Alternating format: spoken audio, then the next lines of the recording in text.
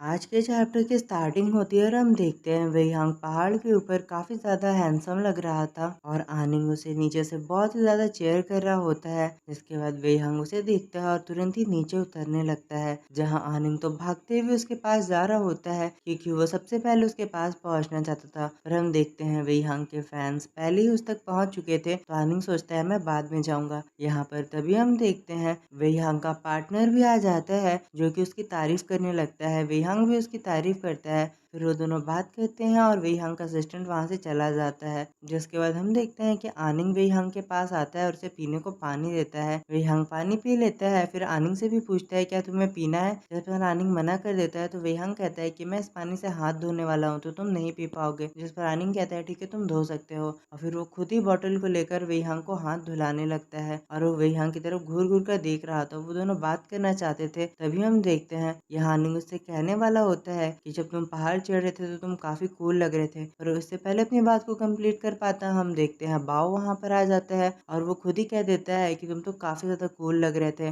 और उन दोनों की बातों के बीच आ जाता है और बेचारा आनिंग अपनी बात को कंटिन्यू नहीं कर पाता। यहाँ फिर हम बाओ को देखते हैं जो कि काफी ज्यादा कॉम्प्लीमेंट कर रहा होता है वेइयांग को। तभी वहाँ पे सैंग्यान आ जाता है और कहता है क्या कि तुम हैंडसम लड़कों से इतने ऑब्सेस्ड क्यों हो। और हम देखते हैं सैंग्यान और बाओ हमेशा की तरह फिर से बहस करने लगते हैं और आनिंग और वेइयांग उन्हें देख रहे होते हैं। तभी आनिंग की नजर पड़ती है कि वेइयांग घायल है, इसीलिए वो काफी ज्यादा घबरा जाता है। तुरंत ही उसके हाथ को पकड़ लेता है और कहता है क्या तुम्हें चोट लगी है, तुमने मुझे बताया क्यों नहीं। और वो तुरंत ही उसके हाथ की तरफ देखते हुए कहता है मुझे इस पर दवाई लगानी होगी। तभी उसे रियलाइज होता है कि उसने वेइयांग की बिना मर्जी के उसके हाथों को पकड़ा है। वो दोनों एक दूसरे की तरफ देखने लगते हैं और आनिंग सोचता है मैं कब से इतना बोल्ड हो गया कि मैं चुपचाप उसके हाथों को पकड़ लूं। कहा मैं उससे बात नहीं कर पाता हूँ, मैंने उसके हाथों को पकड़ लिया। अब आनिंग तुरंत ही झटके से वेइयांग के हाथ को छोड़ देता है और कहता है अब आनिंग घबरा कर झटके से वेइयांग के हाथ को छोड़ देता है और कहता है मैं तुम्हारे लिए बैंडेज लेकर आता हूँ।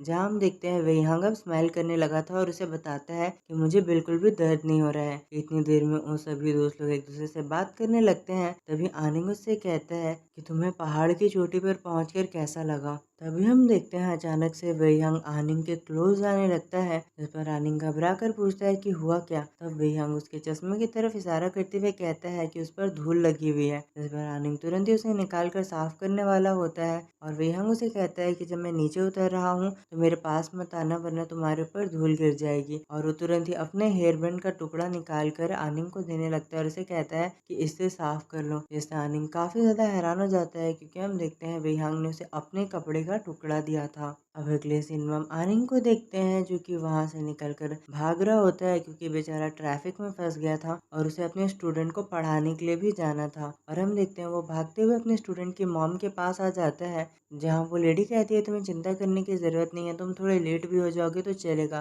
पर तभी उसका स्टूडेंट कहने लगता है ओ मेढक की शक्ल के, तुम्हें पता है मेरी मॉम को अपने अपॉइंटमेंट को छोड़कर यहाँ आना पड़ा ताकि वो मुझे तुम्हारे पास छोड़ सके। जिस पर उसकी मॉम उसे कहती है तुम्हें पिटाई की खुजली हो रही है क्या, मैंने कहा है ना कि बड़ों से ऐसे बात नहीं करते। और वो बच्चा कहाँ ही सुनने वाला था और आनिंग को तो इसकी आदत हो चुकी थी। जिसके बाद फिर अगले सीन में हम आनिंग को देखते हैं जो कि उस बच्चे को पढ़ा रहा था और उसका ध्यान बिल्कुल भी उस बच्चे पर नहीं होता है। जहाँ वो बच्चा पूछता है क्या सुबह से तुम क्या कर रहे थे, पर आनिंग वेइयांग के ख्यालों में खोया हुआ था तो वो बच्चा चिल्ला कर कहता है मैंने पूछा कि तुम सुबह से क्या कर रहे थे। और आनिंग घबरा जाता है और वो बच्चा कहता है कि तुम क्या सोच रहे हो। जिस पर आनिंग सोचता है अब क्या ही बताऊं, और वो कहता है कि मैं बोलूंगा भी तो तुम्हें समझ नहीं आएगा। और उससे पूछता है तो बताओ तुम्हें क्या समझ नहीं आ रहा है पढ़ाई पे। इस पर बच्चा तो कह देता है कि मुझे कुछ भी समझ नहीं आ रहा है, ये पढ़ाई वगैरह तो बेकार है, मैं अच्छा स्टूडेंट नहीं बनना चाहता। इस पर आनिंग उससे पूछता है आखिर ऐसा क्यों, तुम्हें पढ़ाई क्यों नहीं करनी है और अच्छा स्टूडेंट क्यों नहीं बनना है। जिस पर वो लड़का कहता है क्योंकि अच्छे स्टूडेंट की गर्लफ्रेंड नहीं बनती है, वो लोग हमेशा पढ़ाई में ही लगे रहते हैं।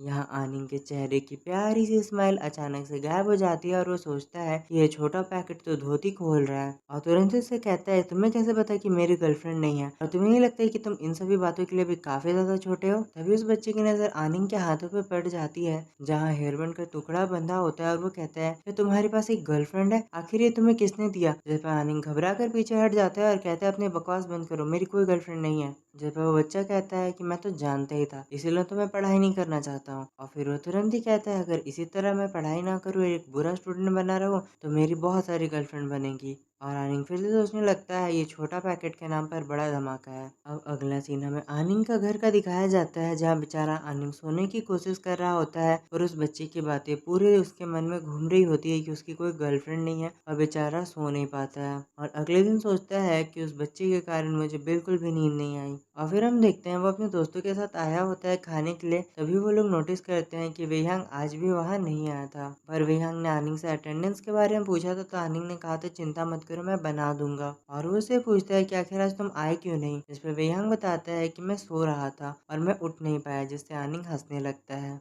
आनिंग को मुस्कुराते हुए देखकर उसका दोस्त उससे पूछता है, आनिंग तुम्हारा ऊपर वाला तो ठीक है ना, ये बिना बात के बत्तीसी क्यों दिखा रहे हो, जिस पर आनिंग हंसते हुए कहता है कोई भी बात नहीं है। तभी हम देखते हैं बाओ काफी ज्यादा परेशान हो जाता है और वो चिल्ला कर कहता है, आनिंग हमारे स्कूल में एक और नई गॉसिप फैल चुकी है। जिस पर आनिंग उसे पूछता है कि अब क्या हो गया, जिस पर बाओ बताता है कि अब स्कूल में गॉसिप फैल रही है कि एक काफी अमीर फैमिली की लेडी एक लड़के को सपोर्ट कर रही है, उसे स्पॉन्सर कर रही है। और वो लोग बात करने लगते हैं कि स्कूल का कोई बच्चा एक अमीर लेडी का फायदा उठा रहा है। और आनिंग जैसे ही उस लेडी को देखता है वो काफी हैरान हो जाता है, क्योंकि ये लेडी उसकी ही स्टूडेंट की मॉम होती है। यहाँ आनिंग को इस बात को जानकर काफी ज्यादा गुस्सा आने लगता है कि लोग बिना उस लेडी को जाने उसके बारे में घटिया बातें कर रहे हैं, तो वो उसे डिफेंड करने लगता है। और वो काफी परेशान हो जाता है कि आखिर अब वो काफी परेशान हो जाता है कि वो इस सिचुएशन को कैसे संभाले, और सोचता है कि अच्छा हुआ कि मिस कियान इसे नहीं देख सकती हैं, अगर वो इस मैसेज को देख पाती तो उन्हें काफी बुरा लगता। अब अगले सीन में हम देखते हैं आनिंग वहाँ से जा रहा होता है, तभी एक बंदा उसे टकराता है और आनिंग का फोन गिर जाता है। आनिंग जैसे ही मुड़कर उसकी तरफ देखता है वो काफी ज्यादा घबरा जाता है, और हम उस लड़के को देखते हैं जो कि कोई और नहीं था, ये वही परवर्ट था जो कि लड़कियों के वॉशरूम में झाँक कर देखा करता था और कैमरा वगैरह लगाया था। आनिंग भी उसे तुरंत ही पहचान जाता है।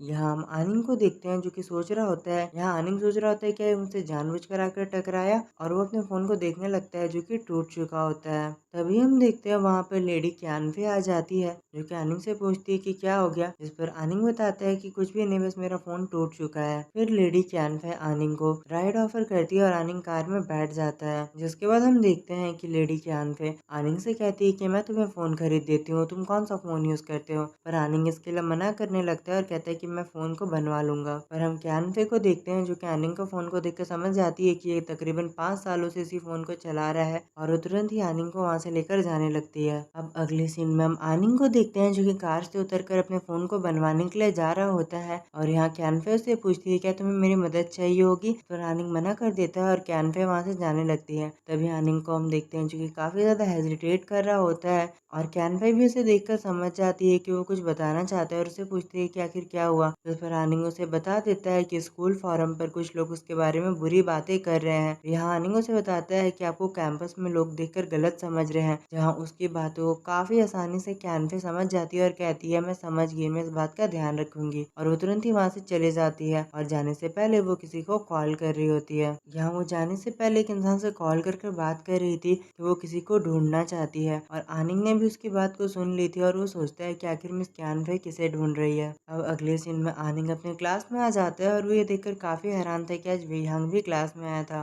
वो तुरंत ही वेहांग के पास जाता है और उसे उसका कपड़ा लौटाते हुए कहता है कि तुम इसे रख सकते हो। यहाँ हम वेहांग को देखते हैं जो कि अपने कपड़े को ले लेता है, और वो तुरंत ही उसे स्मेल करने लगता है और कहता है क्या तुमने इसे वॉश किया है। पर आनिंग तो काफी हैरान हो जाता है कि वेहांग आखिर इसे स्मेल क्यों कर रहा है। यहाँ वेहांग कपड़े को स्मेल करते हुए कहता है कि इसे काफी अच्छी स्मेल आ रही है, मेरा मतलब है जिससे तुमने इसे धोया है वो सर्फ काफी अच्छा होगा। अब अगले सीन में हम देखते हैं आनिंग दिन भर इसी सीन के बारे में सोच रहा होता है कि आखिर वेहांग ने उस कपड़े को स्मेल क्यों किया। तभी हम बाव को देखते हैं जो कि आनिंग के नए फोन को देख रहा होता है और उसे पूछता है क्या तुमने नया फोन खरीदा है। इस पर आनिंग बताता है कि नहीं, मेरा फोन टूट गया था, तो मैं जिस बच्चे को पढ़ाता हूँ उसकी मॉम ने ये फोन गिफ्ट किया है। और यहाँ हम देखते हैं कि लेडी कैनफे आनिंग को ये फोन दे रही होती है, पर आनिंग इसके लिए मना कर रहा था। पर लेडी कैनफे कहती है कि तुम चिंता मत करो, मैं तुम्हें कोई नया फोन नहीं दे रही हूँ, ये मेरा ही पुराना फोन है, तुम इसे रख सकते हो। पर वह ये छोटा बच्चा आ जाता है और कहता है चुपचाप उसे रख लो मेढक कहीं के, वरना मेरी मॉम तुम्हें नया फोन खरीद कर दे देगी। तो आनिंग अब कुछ भी नहीं कर पाता, उसे इसे रखना ही पड़ता है। जहाँ बहुत उस फोन को देखकर काफी हैरान हो जाता है, क्योंकि वो फोन सच में काफी ज्यादा महंगा था। पर तभी सैंगियन उसके हाथों से फोन ले लेता है और आनिंग से कहता है कि तुम्हें ये फोन सबको नहीं दिखाना चाहिए, वरना लोग तुम्हें गलत समझेंगे। इस पर आनिंग कंफ्यूज हो जाता है।